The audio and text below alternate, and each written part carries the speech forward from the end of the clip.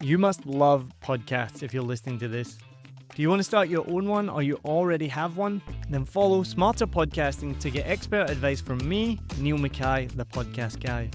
Since 2019, we've worked with over 40 podcasters, produced over 700 episodes, and helped many podcasts get to the top of the Apple Podcast charts. And right now, I'm offering you a professional edit for just $27. Click the link in the show notes. I recently shared my 7 favourite craft beer bars in Saigon, and then I decided to put my money where my mouth is because a few people suggested it, and we're actually doing a craft beer crawl today.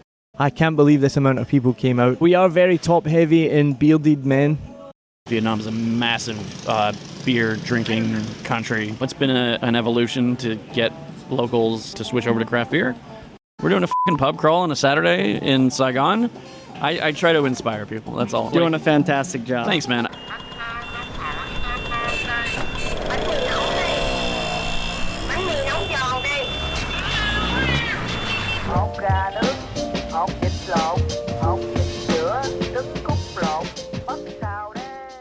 I'm finally recording. I had to go home to get the SD card because I was that prepared. That's what happens when you stay out till 4:30 in the morning watching Scotland get absolutely gubbed by Germany 5-1. Welcome to another episode of a Vietnam podcast. This is a very, very different type of episode that we're doing. I recently shared my 7 favourite craft beer bars in Saigon, and then I decided to put my money where my mouth is because a few people suggested it, and we're actually doing a craft beer crawl today of the 7 places that I suggested. So we're starting here in Two Guys Belgian Fries in Thanh My Loi. I can't believe this amount of people came out. So we have with us Jack, Mischa, Tucker, Adri, Tao, and Seamus. I thought it was just going to be me and Adri, so this is actually awesome. And it's not a complete sausage fest, which is pretty incredible as well. We have 2 females with us, so that's amazing. But we are very top heavy in bearded men.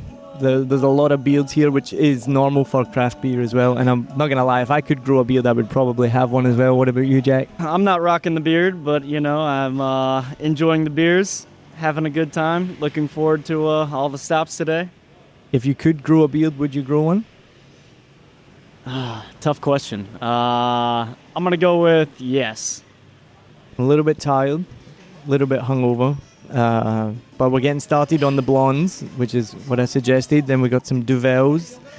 We're going to be recording throughout the day. I'm going to hand over to Jack and Mischa, and you guys can tell us what your thoughts are on the day and the craft beer scene in Saigon. It's an interesting time for the craft beer industry in Vietnam. Obviously, coming out of lockdown, things are pretty tough all over for everyone. We're still feeling the effects, frankly. Yeah. But it's nice sounds like East-West, you guys are opening a new production facility? Well, that's it. A lot of breweries are full steam ahead. Let's go. Let's keep building. Hell yeah. Obviously, pour one out for Fur Brew. I think they were the first big closure, unfortunately. Unfortunately, because Thomas Bilgrim's a lovely guy, and he was an asset to the community. But if that was the best decision for them to close down, and he's obviously moved back to Denmark now, and I still see him on social media with a great big smile on his face. So, I hope he's happy, and I hope we don't have too many more breweries closing down. But yeah, it was obviously, I think everyone in the industry would agree that pre-COVID, it was getting a little bloated. There was way too many local breweries for a country of this size, and frankly and sadly, I'm surprised that more breweries haven't closed already. Sorry, it's not as much a country of this size as much as the market that doesn't exist here yet. Yeah, no, that's a great point. Obviously, those of us who live here know that Vietnam is a massive beer drinking country. Like per capita, I think it's top 10 still. Yep. I always bring this up. In Korea they drink soju, in China they drink baijiu, in Vietnam they drink beer. They have local rice wines here, but it's a beer drinking culture and community. For sure. But yeah, obviously craft beer is it's more expensive. It's on the higher end, so it's been an evolution to get locals to switch over to craft beer. But it is also heartening to go to a lot of local craft breweries and seeing how many Vietnamese customers they have. It's not just tourists and expats anymore. Yep. So the market is returning to a good level, and that's even without tourism really coming back yet. So I think all of us are bullish that this thing's still going to go really well, but obviously having a more robust tourist economy, which Vietnam has historically been very dependent on, will go a long way towards buoying the success of a lot of local craft breweries. Yep, fair enough. But yeah, sorry, I feel like I've been I'm a little analytical and methodical. Let's have some fun. We're doing a fucking pub crawl on a Saturday in Saigon. Starting out here in Thanh My Loi because this is the closest place to where Niall lives. But we're going to D1 soon. We got a lot of great stops planned. And yeah, I'm looking forward to the day. I can't wait to see how this podcast is going 4 stops from now. Absolutely. I think I might go ahead and take this opportunity to order another 10% triple hop Duvel. Yes! Thanks for the inspiration, Mischa. I try to inspire people. That's all. That's I feel doing like, a fantastic job. Thanks, man. I feel like at the end of the day, that's the biggest part of my job, is to inspire people to drink more craft beer. So we're finishing up at stop number 1. I don't know if I actually explained all the places that we're going to go to in the beginning. So we're going to go to, we're starting off at Two Guys Belgian Fries, and I could hear Mischa dissing my choices. It was absolutely because I live around the corner from it. They do have craft beer. I can't remember who makes it. They have their own blonde and their own black, and we come here pretty often. It's a pretty nice view on the canal. As lots of people like to call it a river, but it is a canal. We're going to go from here to Mixtape because I get a free beer every time I go there because I want free beer for a year. The beer is also good as well. Then we're going to go around the corner to Brick and Barrel. We're going to get one of those buggies, and we're going to go to Pasteur Street on, and I can never remember, is it Le Tanton or Le Tutrong? Le Tutrong. And then we're going to go down to Heart of Darkness. Hopefully they'll give us some free water, but we'll see how that goes. I mean, it's not just Heart of Darkness. I give them shit for it, but I don't even think you get free water here. I'm not sure. Then we're going to go to Seven Bridges on Hai Ba Trung, and then we're going to finish at Malt. That is the plan. But as I mentioned, we have a lot of beards here today, but I want to hear from the ladies. So we have 2 ladies with us right now. We have Adri and Tao. So I'm going to pass it over to these 2. Tao, what did you think about the fries that you had, the loaded fries? Food is so good, and the beer is also so tasty. The people here are so friendly, it's so interesting to talk with everyone. Tell us about when you arrived. You were bullied into drinking. What I drank? You mean? Yeah, you were bullied into drinking a beer because you were drinking coffee before. I'm so Vietnamese, to be honest. So when I come here, I order coffee, and the people like here were dissing at me, so I ordered the beer. So they say the book roar started. Those people were Mischa and Alex, I presume. Yeah. And did Jack also bully you, or was it mainly Mischa? All of them. Oh, all of them. Okay, of course. They all bullied her into ordering a beer. What beer did you have? This is like a raspberry beer. Yeah, this is not very strong. It's suitable for women. Would you order it again? I think I'm gonna order again. And what do you think about this area? This area is so interesting. It's very greenery, and it has a river. It's very windy and very cool, and it's just like very vibrant. Lots of businesses around. Yeah. Would you recommend people that live far away from Thanh My Loi to come visit us more I often? think they should. They should move here, to be honest. It's a very good place. This is so good place to move to this place. Like, as a foreigner, I think, yeah, you should move here. It's like, I think this is a little bit far away from the center, but this is so good to stay here. Then you don't have to move. You can just come visit us, come out here, have some fries and beers, and we try to tell our friends to come to Thanh My Loi more often, but they're like, oh, it's so far away. It's not really far, right? And it's worth the effort, I think. Take it from Tao, because she's a tour guide. I think you should come here to visit, also to hang out around. This is also a very good area. So it takes around only 15 minutes to go here. Yeah, it's so I'm gonna come back. I think. Yeah. We'll make it the new Tadin. You don't have to go to Tadin where it's too busy with people. No need Thảo Điền, no need An Phú, no need District 7. Go to Thanh My Loi. You heard it here first. We're gonna go to the next place. Yeah, and we're gonna show you more beers, also the experiences of that place. Woo! All right, we're getting the bills here. We're moving on. We're going to be doing, I'm on drink number 2. I've got Seamus with me here from Seven Bridges, which was one of my recommended bars. Started out in Da Nang, and it's called Seven Bridges. You can explain the name and the background of Seven Bridges and how it got to Saigon. Seven Bridges Brewing Company, the name came from one of our investors who was making a presentation to Da Nang government and said, oh, blah, blah, blah.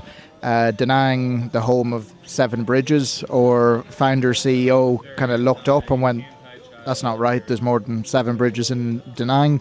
However, it's a great name for a company. And that's how the name of Seven Bridges came to happen. In terms of how we came to Saigon, we opened in taproom in Da Nang in 2017. 2019, we opened a location in Hanoi.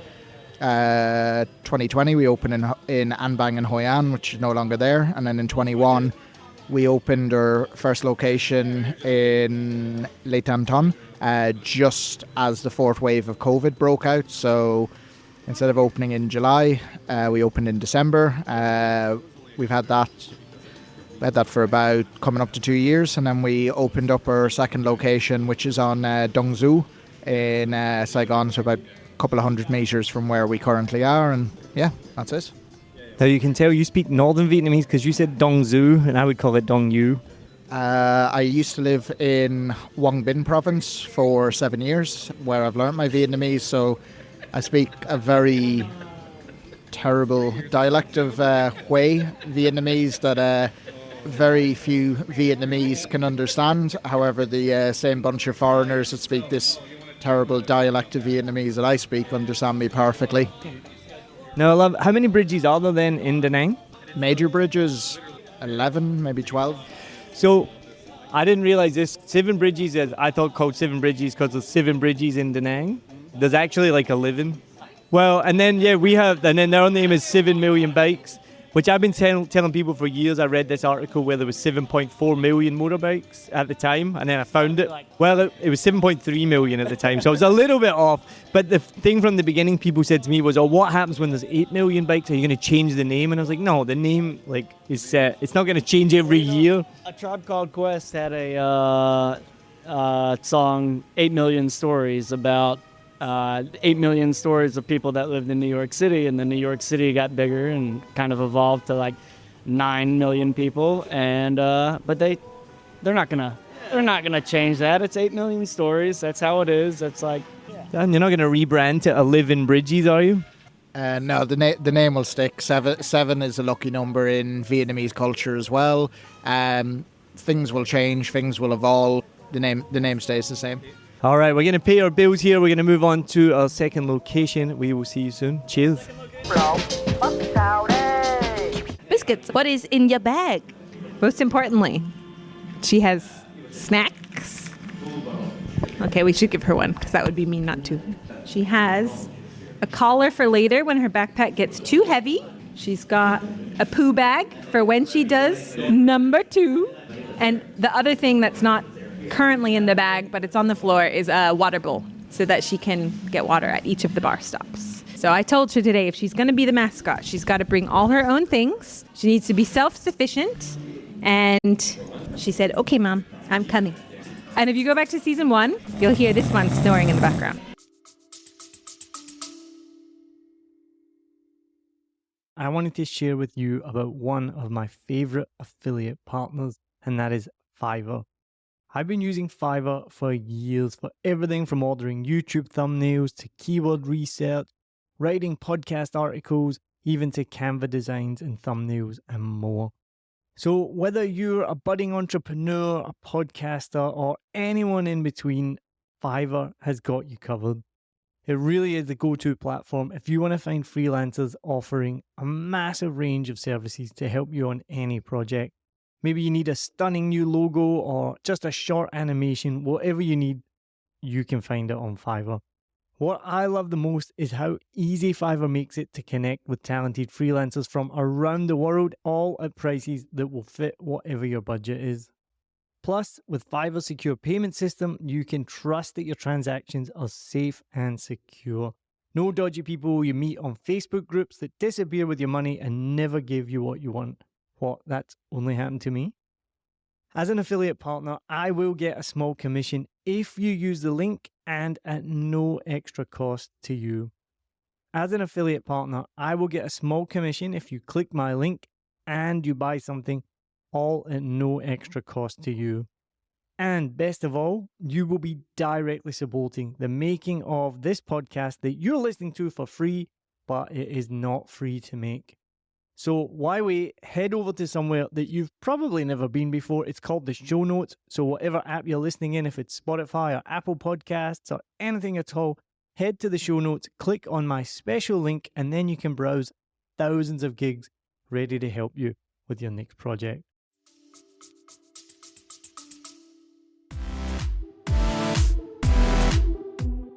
We are in our second bar out of 7 today. We are in Mixtape Drinks. I know there's no head on this. It's because it's been sitting out for a while. I haven't had a drink yet. This is the Peaches and Cream, which is my favorite. It's an IPA. Cheers. We're in aircon now, so it's a bit cooler. We're surviving. Tao, how are you doing? I'm doing well. It's all good. Tao, she said she's doing well, but she's not doing that well because she forgot her iPad in the last bar and we had to bring it with us. You see? I just brought it because so absent-minded. She's not even drinking and she forgot her iPad, so I'm scared to think what will happen when she starts drinking. We've got a new member with the group now, and Tao looked at him, and probably because he looks like every other white guy, because I've realised all white guys look the same, and she's like, he's new, right? And she's like, yeah, he's new. So Ollie, welcome. Ollie. Welcome to the pub crawl. Thank you for joining us, and Chad as well, owner here at Mixtape. So, Neil, the only problem with some of the people that we've invited today is that the last stop, our good friend Alex Tucker, is very camera shy, and I've been asking Ollie to do a beer review for the last 12 years, and he refuses every time. So I don't know if we're going to get anything out of him for the podcast. But yeah, you set it up. We're at stop number 2, Mixtape Brewing, District 1, Saigon. Founder, owner, operator Chad Mitchell has joined. We've all got Mixtape beers except for me. I've got the Mischa, which is a chocolate Negroni. If a bar names a drink after you, I feel it's incumbent upon you to try it when you get to the bar. Cheers, guys. Mop hai ba. Hai ba. Hai ba. Hey, Ollie, do you want to jump on the podcast? Say hello, plug your shit. It's hard no. So basically, the premise is that we're doing a pub crawl of Neil's favorite craft beer bars in Saigon. He did a pod about the bars, and now we're doing a follow-up pod, actually visiting all the bars in one day. We're going to get to all of them. Don't worry. We believe in ourselves. Some people are coming for one stop. Some people are going to be on board for all 7. And if you're really lucky, I've got a surprise 8th stop planned.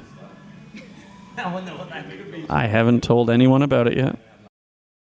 So we're in the second bar still in Mixtape Drinks. I'm here with Tao. So I make a podcast called Vietnam is Awesome as well. I work with Vietnam is Awesome team, and Tao now works with them as well. So where did we meet last week, and what did we do?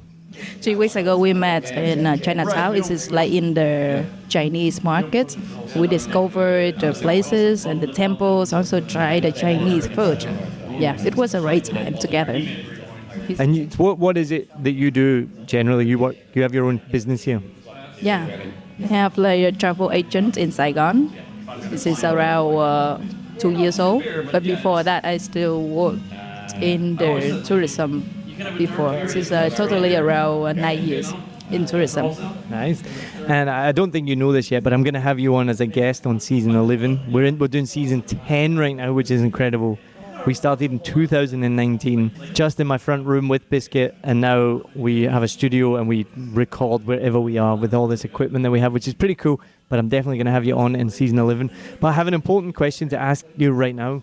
What does it feel like to be surrounded by so many white guys with beards?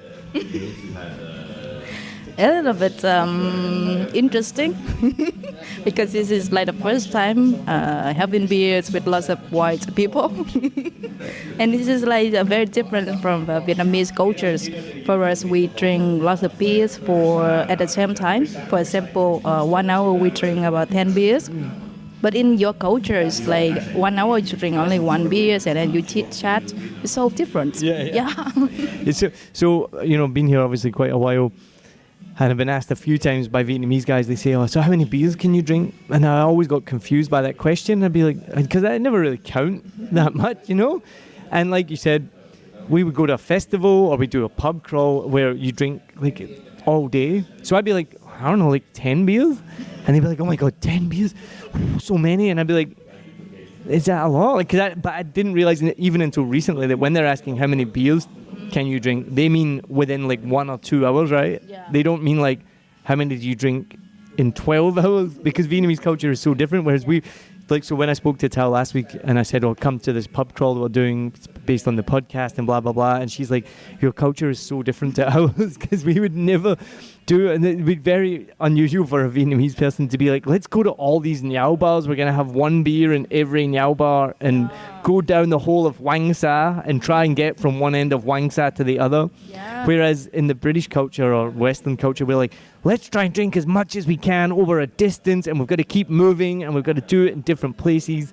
So how's the experience going so far? I really like your idea now because I heard a lot from Scottish guests. Our Scottish guests told us about pub crawl in their culture. This is like the whole street, and they gonna move from this bar to another bars. But in Vietnam, it's like the streets are very far away and the bar is quite far away. So we need to move to this place to another place by taxi.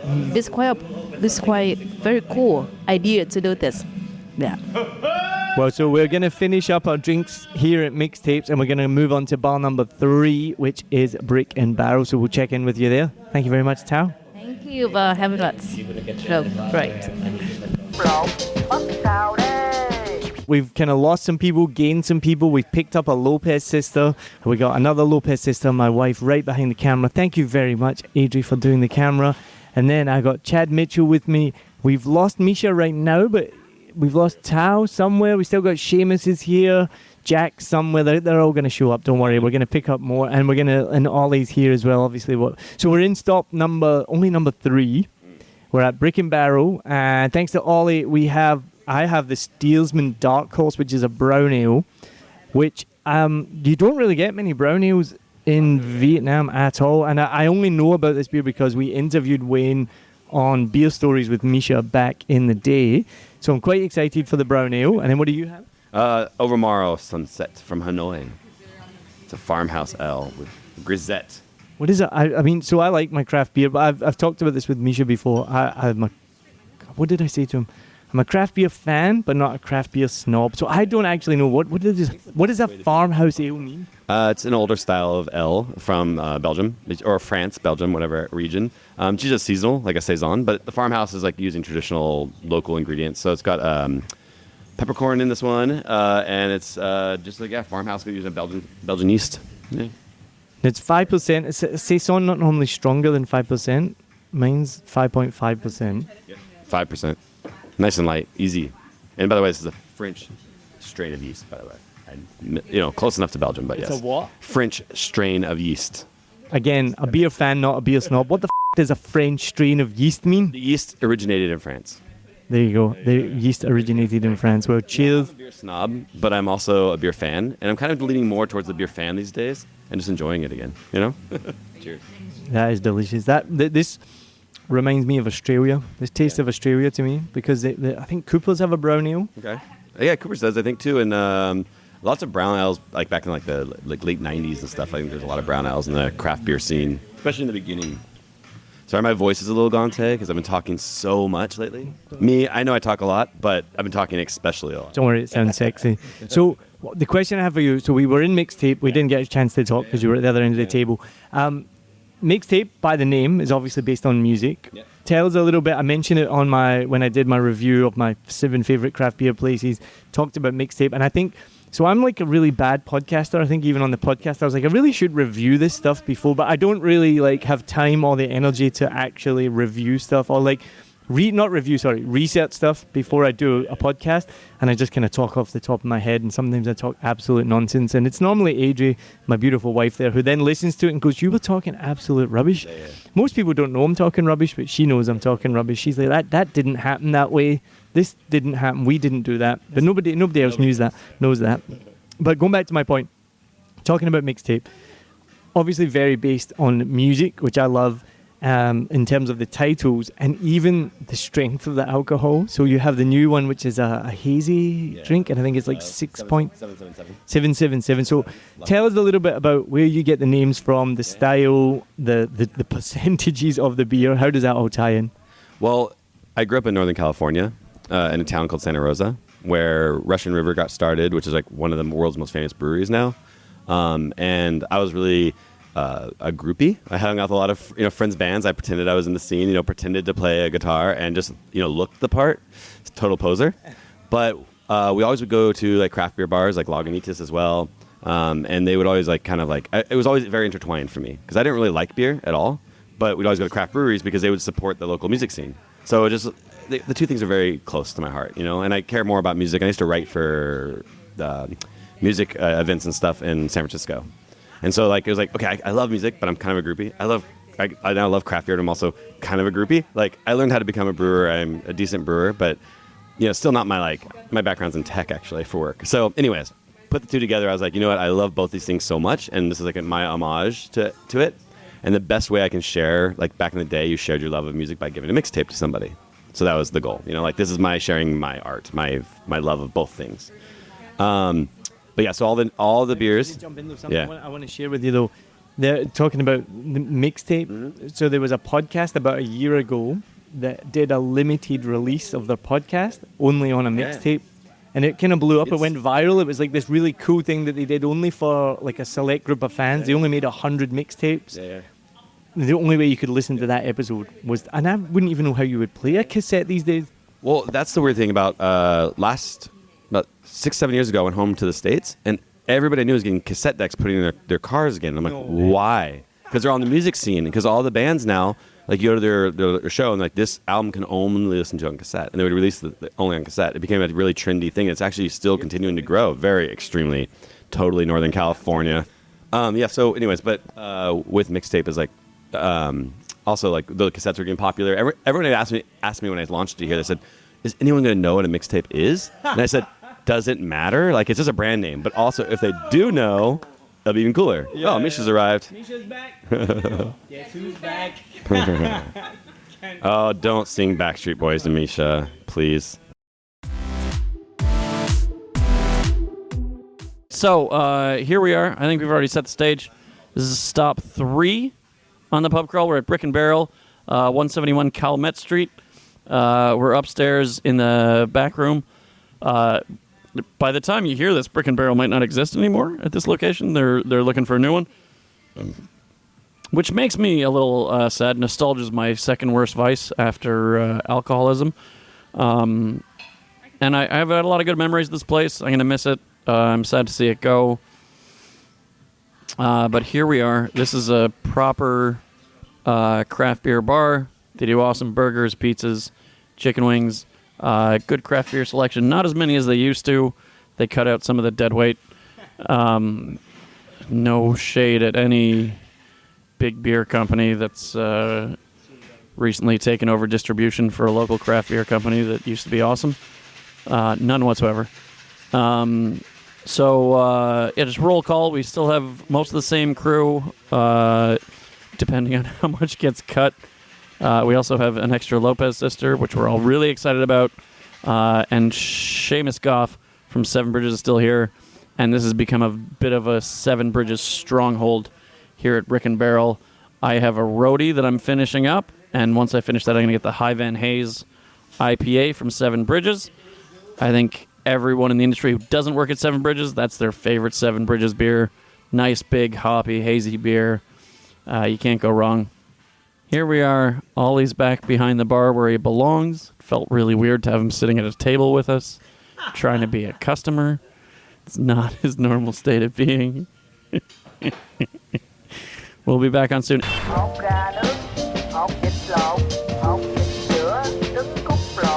We're now on the Saigon.pt, which is like buggy. We're now doing a half an hour sightseeing tour around Saigon.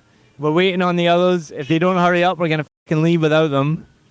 We've done 3 bars. How many drinks have we done? We've done about probably 2 each, so we're probably up to about 6 drinks by now. So this podcast is probably going to get interesting. I'm on the Seven Bridges. Thank you, Seamus. I'm on the Seven Bridges Dragon IPA. It's only 4.8%, so in my mind it's going to sober me up because it's less than 5%. Anything less than 5% sobers you up. We're in a buggy for 6, and we have 8 people in here and a biscuit. So that's 9 people if you include biscuit. We're about to go on a sightseeing tour around Saigon. Hey, bud. We're going to try. Snatch. The podcast continues on. Some guy's just driving. You want me to put a strap on? Wow, yeah, that's what I heard that. I heard that same thing. As well, right? Oh my god. I don't smile. It gives green balls, okay? I'm here with Dave Tennant. This is number 4 out of 7. We are now in Pasteur Street on Li Tu Trong, which I get very confused between Le Tanton and Li Tu Trong. We're right by Benton Market. We're right by Benton Market. It's a great location. And Dave is a craft beer aficionado, I would say. Tell us a bit about yourself, Dave. I like beer. You sound like Brett Kavanaugh. I drank beer with my friends. Almost everyone did. Sometimes I had too many beers. Sometimes others did. I liked beer. I still like beer. But I did not drink beer to the point of blacking out. Kavanaugh? Oh, God. No. I like beer. I like beer. That's not the vibe I'm going for. That's not the vibe I'm going for. I've worked in the food and beverage industry for a long time. I used to work at Beercraft. Currently, I'm helping Pizza 4Ps streamline their beverage operations. Yeah. Tell us something more sexy than streamline their beverage operations. Nah, that's the job. That's it. There's nothing sexy about it. But I really enjoy it, trying to help the operation elevate the whole thing, you know? So we're going to 7 craft beer bars today that I spoke about on the podcast. And I'm going to do another one about more craft beer bars because I didn't cover them all. So the 7 were Two Guys Belgian Fries in Thanh My Loi because it's my local. Then we went to Mixtape. Then we went to Brick and Barrel. Now we're at Pasteur Street. We're then going to do Heart of Darkness, Seven Bridges, and then we're going to finish at Malt. What do you think? Tell us about craft beer in Saigon, because I talked about how for me we got here 8 years ago and it was just blossoming, and then it kind of like grew really quickly and then plateaued, and it's not really grown from there. But I don't think it's so different. Like, we lived in Wellington in New Zealand and it was really similar. There was this like massive spike in craft beer bars and then it just plateaued and there was not much more. What do you think about craft beer in Saigon or in Vietnam? I mean, I was kind of here right, not at the very beginning, but at the beginning of the so-called boom, I guess. Yeah. I helped the Beercraft guys start their flagship bar. We started out with 30 taps only, and then upgrade only. Well, we upgrade after a few months. We upgraded to 50, and I was in charge. I helped Mark and Tim do that whole thing. Well, we talked about before with Mischa when he was first here. Like, when he found Heineken on draft, it was a godsend. It was like, oh my god, Heineken on draft. So you're being like almost, I don't mean this rudely, you're being like dismissive, like, oh, we had 30 or 50 beers, but that shows how incredible the beer scene is, and was and is in Saigon and in Vietnam, that you had 30 taps, then went to 50 taps, all Vietnam beers. And we were having trouble, keeping it fair for everyone, trying to make sure that everyone was equally represented.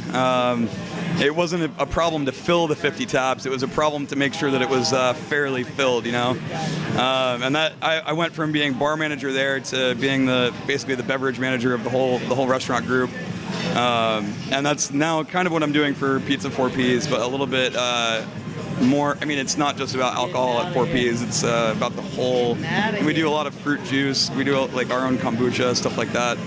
Well, it's something we do need to do a future episode and talk about Pizza 4Ps because it's Japanese pizza in Vietnam, now worldwide. I don't know if I would be the best person to represent the company on that one, just because I've only been with them for a little over a year. I could talk about it all by myself. Sure. Good. But who wants a pizza episode? Adri says pizza. I love it. I did ask a question before you arrived. Yeah. If you could only eat one food for the rest of your life, what would it be? Probably Italian food, because that's what I grew up eating. My mom is But one specific food. So for me, it would be pizza. Like breakfast, lunch, dinner. I could eat pizza. I know it's not the healthiest, but I could eat it all day, every day. Yeah. One dish. If you could only eat one dish for the rest of your life, what would it be? That's a tough question. Yeah. I don't know. If I ate pizza every day even like when I was working fully in operations at 4Ps, I was eating pizza every day, and I got sick of it. I don't know. Does beer count as a food? If you wanted to. I remember I asked this question at Adri's 40th last year, and everybody was like, I asked everyone else, if Adri could only eat one food, what would it be? And most people are like, oh, she'd say salad. And then she's like, no, definitely burritos.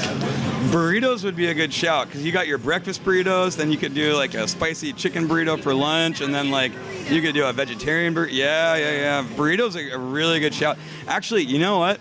I'd take it back. I would not even say burritos. I would say tacos. Because that's fair. I spent a little bit of time in Mexico City and in Cozumel, and I think I ate tacos like twice a day while I was living there. So tacos would probably be my go-to. Nice. All right, sweet. All right, Dave, thank you so much for being on this special episode of the Vietnam podcast. Thanks for having me on your little pub crawl. I'm going to the cocktail fest with Erica. So, and actually, I've got a call coming in from work, so I've got to take that. Well, there you go. All right, take it easy. Thank you. We're now going to hand over to Mischa Smith. I was hanging out with Mischa on Monday night. We hang out quite often, and one of the proudest moments of my life was when I was very, very drunk. I had quite a few cocktails, and Mischa was like, "Man, you don't look drunk at all." That to me is one of the proudest moments of my life. Yeah, you mentioned how drunk you were, and I honestly said to you that you seemed like you were holding it together pretty well. You didn't come off as like crazy drunk, for sure. Like, I mean, you'd obviously had a few drinks. The only thing that tipped you off about how drunk you were is how often you interrupted me in the flow of the conversation. But other than that, like you weren't like slurring your words. We were having a conversation. It was fine. I'm a pretty good drunk, but we'll test that tonight though, because we're only on stop 4 of 7. What's been your favorite beers so far on our Ho Chi Minh beer crawl? We're here at my old stomping grounds, Pasteur Street Brewing Company, Li Chi Trong, and I'm having a Pomelo IPA, and that was always my favorite beer when I worked at Pasteur Street, and it's still one of my favorite beers in Vietnam and in my life. Not Jasmine IPA, because Pomelo is probably my favorite. I've told you before, but I always thought Jasmine was like your. No, the Jasmine was the workhorse. That's the one that was by far our best-selling flagship beer. But for me personally, the Pomelo IPA was always my favorite. I love I've had like grapefruit and Pomelo IPAs from other breweries. Yeah. Just the way the citrus from the grapefruit plays with the hops. It's just chef's kiss. Yeah, it's so good. Well, I've told you this before. I think my favorite Pasteur Street beer of all time, which they never make anymore, is the Mango Lager. Or not the Mango Lager, the Mango IPA. And why don't they make that? Mangoes are very expensive. You mangoes. You. Be less expensive, and then I could enjoy your delicious beer. Yeah. No, whenever whenever we used to make a mango beer, it was like, oh, this tastes delicious. And then we costed it out. It was like, oh, shit, we have to charge a lot for this just to make any money on it at all. So it's, at the end of the day, it's a business. Yeah. It has to make money. It has to make sense. Like, everyone wants to innovate and be creative and do different things, but you can't take a loss on a beer because it's a company and you have bosses and shareholders and CFOs. Shout out to Mantang. And I can't believe we're only at bar number 4. What's number 5? Next is down the street, same street, Leitutrom, Heart of Darkness Brewing Company. All right, we'll see you at Heart of Darkness. And I feel like that's kind of like 4. We're only just over half done. But I feel like once we bank 5, then it's kind of a no-brainer to like only 2 more after that. We got it. So yeah, the next one is the key is not the right. It's Heart of Darkness is the hinge of this pub crawl, and once we pass through the hinge, then it's kind of smooth sailing from there on out. In my professional personal opinion. I'm looking forward to getting to Malt. It's one of my favorite bars, as I talked about on the original podcast. It's the OG craft beer bar for me. Yeah, so let's talk about that more when we get there. But yeah, when we get there. Obviously, Malt was one of my. It still is one of my favorite bars. I don't go nearly as often as I used to. But yeah, no. When I used to fly back into Saigon, I used to go from the airport straight to Malt, and it was like, you always go back to the one you love, like, home sweet home. Like there's a lot of reasons I love that bar. Let's save that for when we get there and really dig into that, because it's a special place in Saigon, and I am kind of sad that I don't go there as often as I used to, but obviously that's my own choice. I was there last year for their birthday party, which I think I said on the podcast I thought was their 10th birthday party, but I may be wrong because you think it's not been open for 10 years. Maybe it was their 8th birthday party, but I know I was there for their birthday party. AJ was busy that night, so I was by myself.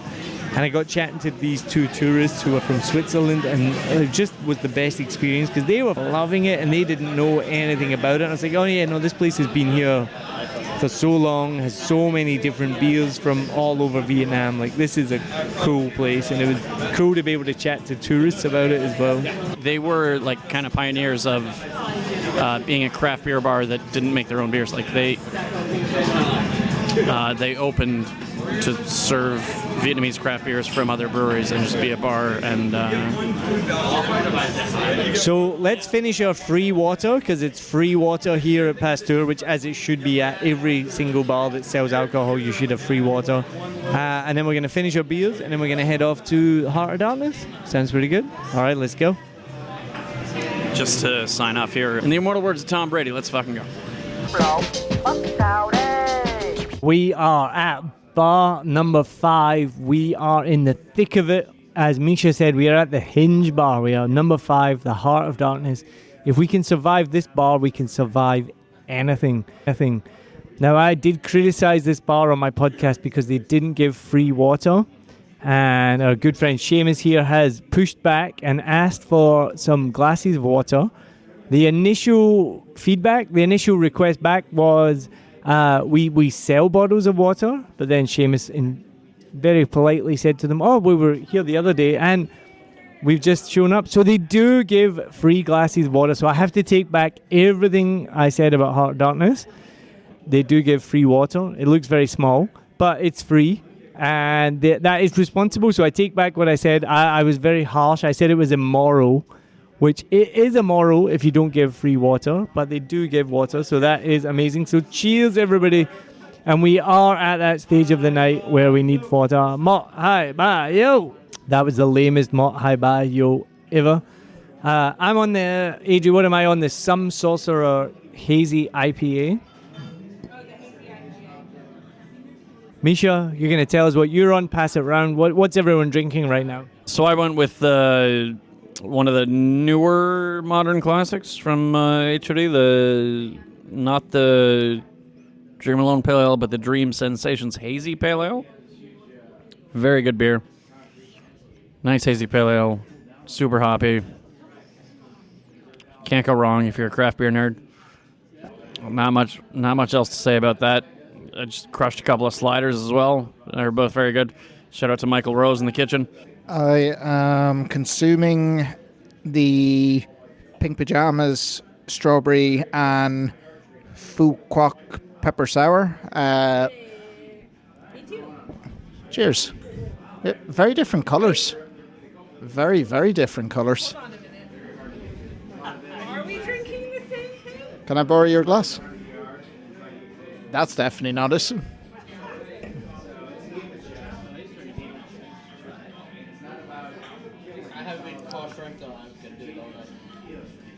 Mine tastes like a sour. I don't know about yours. Yeah, I think I might have to go back and check on this one. What does yours taste like? Remember, if you come to Heart of Darkness, to politely ask the staff for free water. Politely. Sour beer. That's a beer that's got. I'm drinking Pink Pajamas.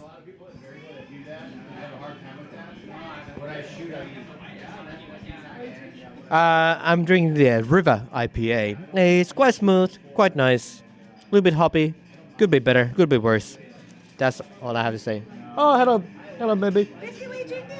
There you go. Back to Neil.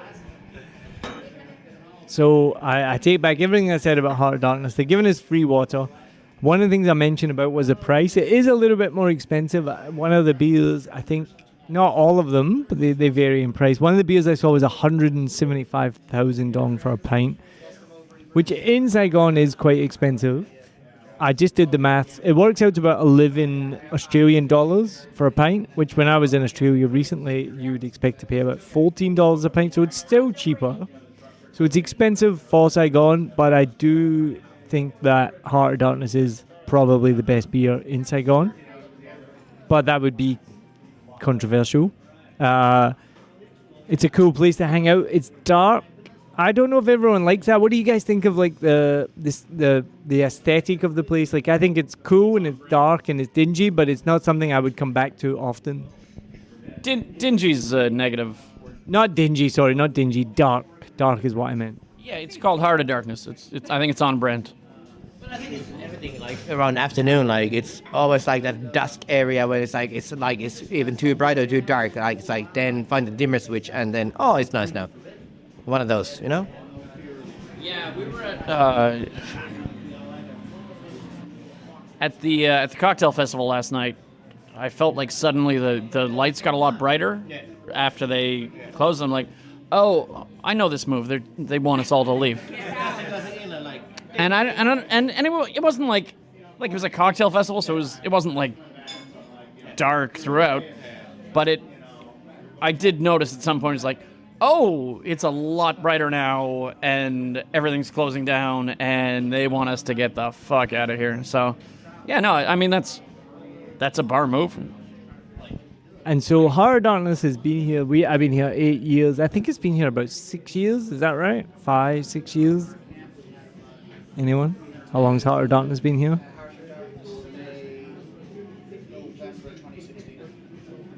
So 8 years? Shit. All right. So it's maybe been here nearly 8 years since we got here.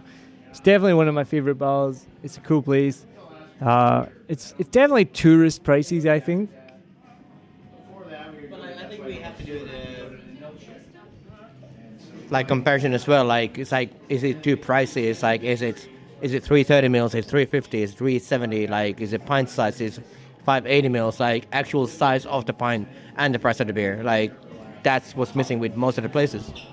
So I'm showing myself up here to be someone who's cheap and Scottish and an alcoholic, but I do that maths. Like I'll be like, okay, how much is it per 100 mil or per 500 mil, whatever it is, because it can be confusing because every bar has like different sizes and different prices. So sometimes you'll be like, oh, that's quite cheap, or you'll be like, oh, that's quite expensive. But then you do it by size and you'll be like, oh, that's quite reasonable. So as I just you didn't hear me, I was just saying how I compared it to Australian prices. It's definitely cheaper than Australian prices. And I was just talking to John, the owner of Heart of Darkness, just this week, and we always forget how much goes to tax. And he was explaining to me how much of just one beer is consumed by tax. And you're like, wait, what? And I'm sure all you guys who work in the craft beer industry are like, yeah, what the fuck? Like, it's like 30-40% of what us consumers pay at the bar. That's going towards government pockets, which I'm not going to get into that, but it's just a fact of life. So we're at bar 5. This is the Hinge bar, as Mischa says. We got 2 more to go. Well, not at bar 5. So it's just been pointed out to me, we are not at bar 5 because that is a very specific type of bar in Saigon, which has 150k free flow. So 150k is how much in? It's basically 10 Aussie dollars. It's $6 and it's free flow for about 8 hours.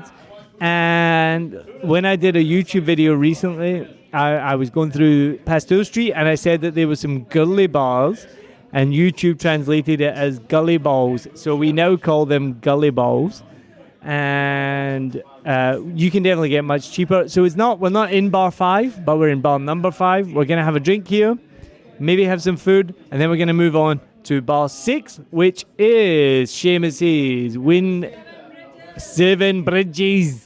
Say it in a Scottish accent, everybody. 7 Bridges. 7 Bridges.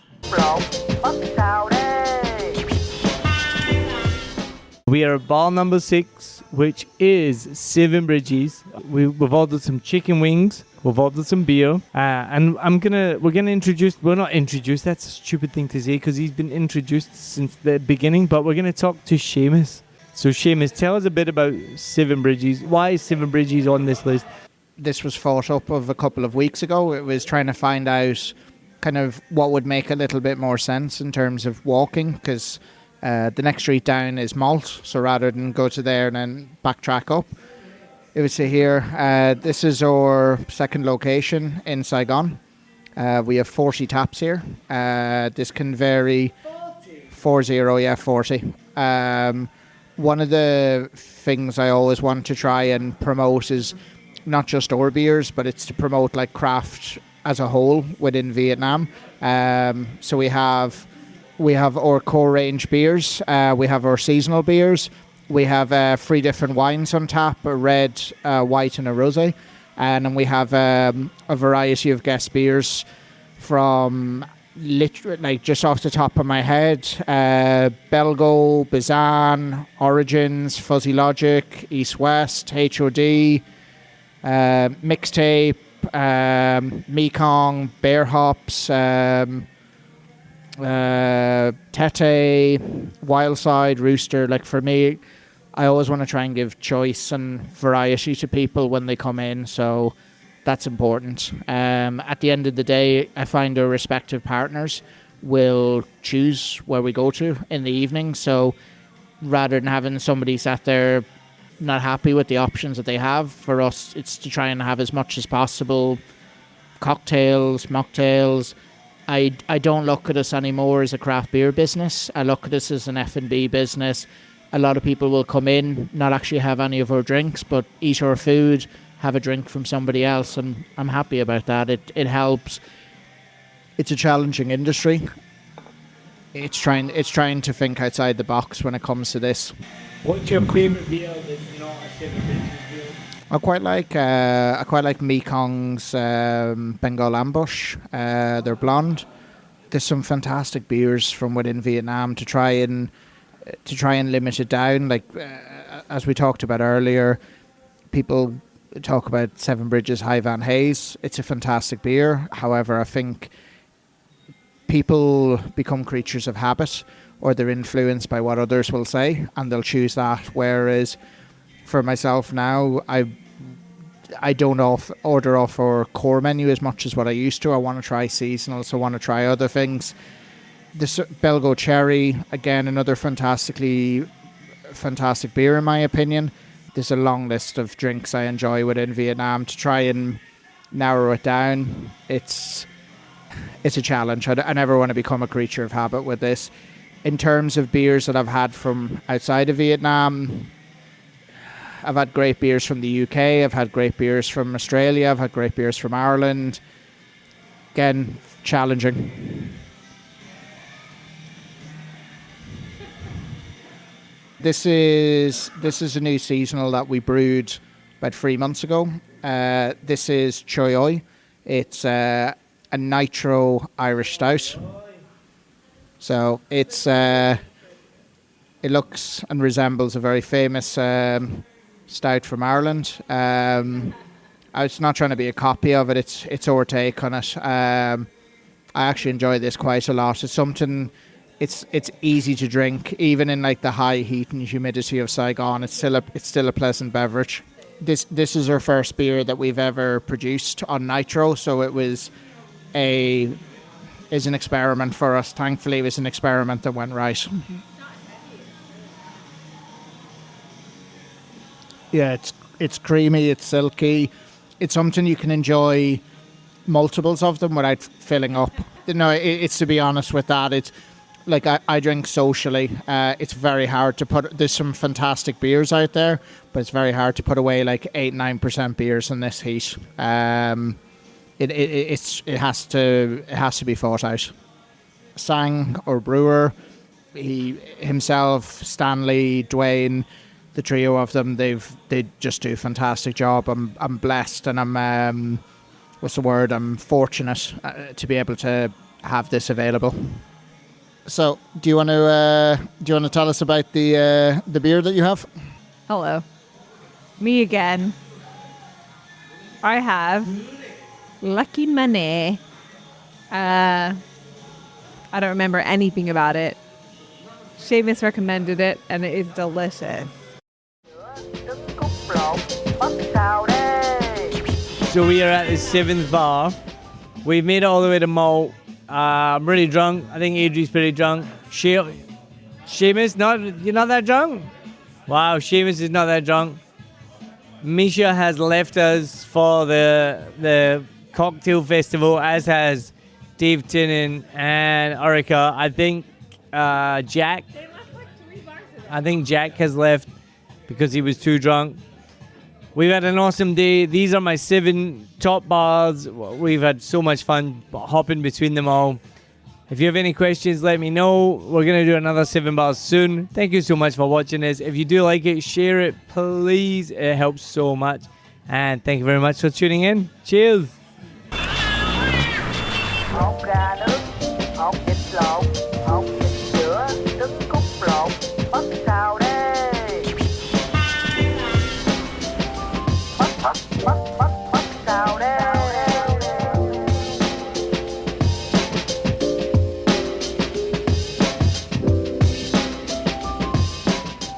I hope you enjoyed this episode. If you're like me, you may use your laptop at places where you have to use public Wi-Fi. This opens you up to digital snoopers. It's a massive problem.